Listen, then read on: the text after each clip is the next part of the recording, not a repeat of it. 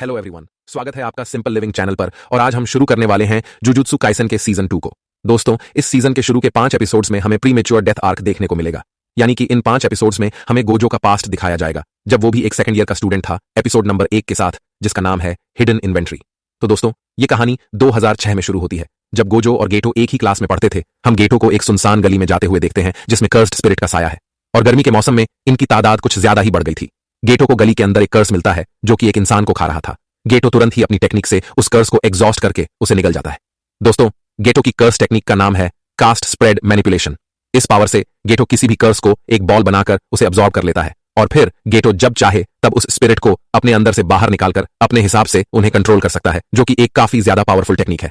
और इसीलिए गेटो second year में ही स्पेशल ग्रेड की रैंक दे दी गई थी, यानी गेटो भी गोजो जितना पावरफुल है।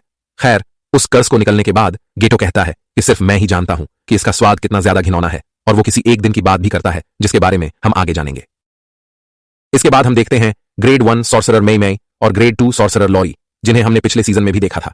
इन दोनों को एक भूतिया महल को इन्वेस्टिगेट करने का मिशन मिला था। इस घर में एक अमीर आदमी अपनी फैमिली के साथ रहता था, जिसके कई सारे रेस्टोरेंट्स थे, लेकिन पिछले साल आई महामारी में उसका सारा धंधा चौपट हो गया और कर्जे में डूबने की वजह से उसने अपनी फैमिली के साथ खुदकुशी कर ली थी। उसके बाद से ही यह अफवाह फैलने लगी कि वह महल भूतिया है, क्योंकि अब तक इंटरनेट आ गया था। फिर कई सारे स्टूडेंट्स मजे मजे में उस महल के अंदर गए थे, लेकिन वह कभी वापस नहीं लौटे। अब कोई और इसका शिकार ना बने, इसीलिए इन दोनों को वहां भेजा जा रहा था। वहां पहुंचते ही लोरी कर्टन बनाने लगती है। दोस्तों, कर्टन बनाने से आम लोगों को पता नहीं चलता कि यहां क्या चल रहा है, लेकिन मैं उसे मना कर देती है कि इसकी जरूरत नहीं है, क्योंकि कर्ज महल के अंदर है, न कि बाहर। अब यह दोनों उस घर के अंदर जाते हैं और देखते हैं कि यहां चारों तरफ कचरा पड़ा था। यह सब देख लॉरी थोड़ी डर जाती है। अब मेमाई उसे कहती है कि उन दोनों को अलग अलग फ्लोर पर जाकर खोजबीन करनी चाहिए। वो लॉरी को सेकंड फ्लोर पर भेज देती है। लॉरी वहां के सारे कमरे चेक करती है, लेकिन उसमें कुछ नहीं मिलता, और थोड़ी देर बाद वो एक दूसरे के सामने ही आ जाती है, क्योंकि यह सेकंड नहीं बल्कि फर्स्ट फ्लोर ही था। मैंने बताती है कि वह इसी एग्जैक्ट जगह से 3 बार गुजर चुकी है, यानी कि यह दोनों किसी तरह के लूप में फंस गई थी और वो इस हॉलवे से बाहर नहीं निकल सकती, बिल्कुल जैसा हमने चेनसॉ मैन में देखा था।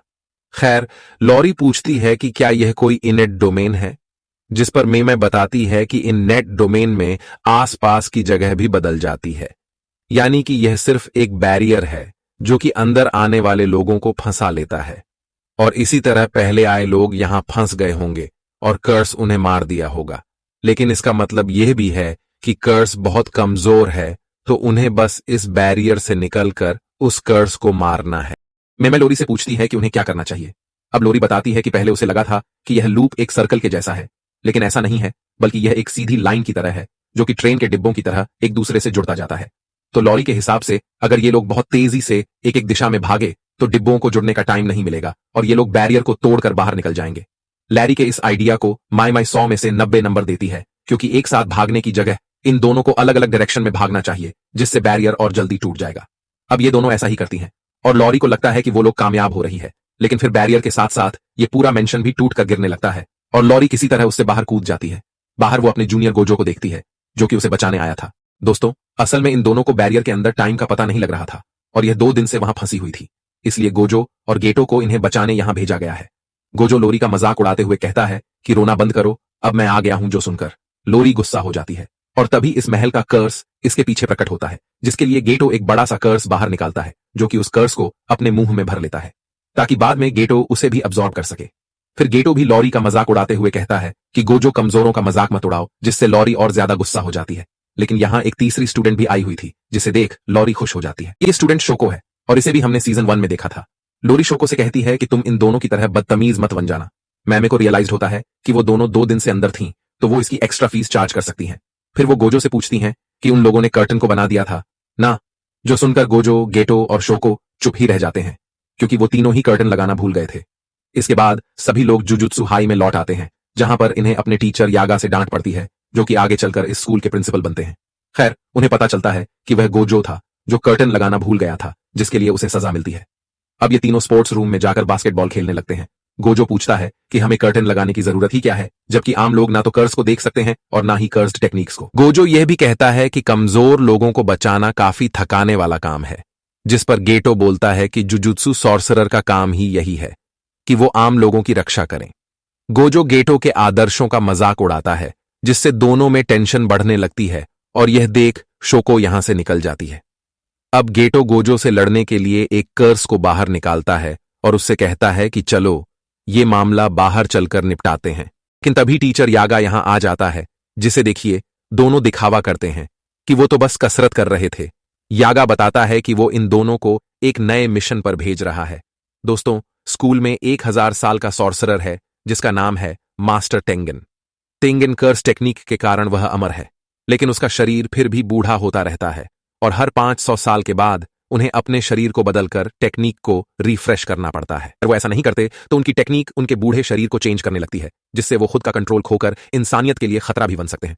और इस बार टेंगन जिसके साथ अपना शरीर मर्ज करने वाला है वो एक लड़की है, जिसे ये लोग स्टार प्लाज्मा वेसल कहते हैं। का मर्ज 2 दिन के बाद होगा, तो गोजो और गेटो का काम होगा इस वेसल को सही सलामत यहां स्कूल में लेकर आना, क्योंकि उस वेसल की लोकेशन लीक हो गई है और 2 ग्रुप्स हैं जो कि उनके पीछे पड़े हैं।